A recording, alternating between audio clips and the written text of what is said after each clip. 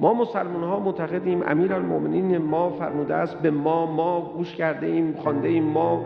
و اینقدر ما نکن، مایی که با دین میخوای حساب تو از بقیه ابناء بشر جدا کنی، مایی که با دین میخوای حساب تو از بقیه ابناء بشر جدا کنی.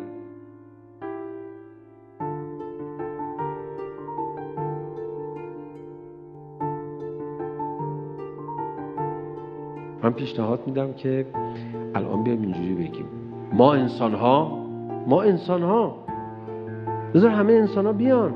تو میگی ما مسلمان ها، مسیحی حسابش رو جدا میکنه، میگه خب ما که نیستیم. این در مورد گروه خودشون داره صحبت میکنه. بذار همه انسان ها بیان.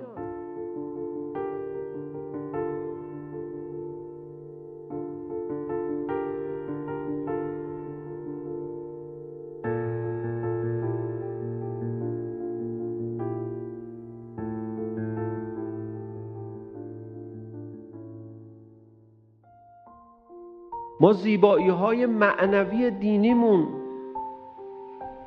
برای ارائه برای جهانیان فوق‌العاده زیاده. مثلا دعای کمیل مال مسلماناست. اصلا این دعا مال امیرالمومنین علی علیه السلام به تعبیری میشه گفت نیست. این دعا مال حضرت خضره. ما برخی از زیباترین روایاتمون گفتگوهای بین حضرت موسی بن عمران و پروردگار عالمه که ائمه ما نقل کردن. شما یه دونه یادمان از پیامبر ما تو مکه نمیبینید، تو عملیات حج نمیبینید.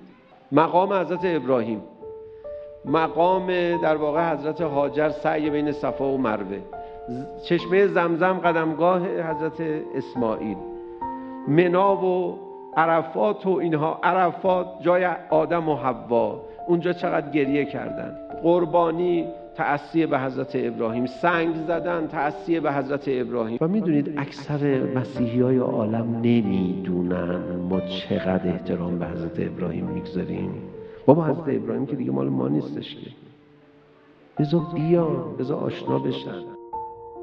امتحان کردم من تو هواپیما، تو بعضی از این سفرها میگم، مثلا باور نمیکنه، فکر میکنه که مثلا من دارم خالی میبندم، میخوام اونو جذب کنم. بابا ما یه مائیتی که سپر دور خودمون بگذاریم نذاریم کسی وارد بشه نیستیم. بله یهودی ها اینجوری هستن، ما اینجوری نیستیم. کسی مناجات های امام سجاد علیه السلام رو بفهمه، لذت ازش ببره، اصلا بره تو کلیسا با این مناجات ها با خدا مناجات بکنه، این حتما باید مسلمون بشه. چه اصراری مسلمون بشه؟ آقا نه ترس، ما نمیخوایم تو رو همین بسونیم مسلمون کنی.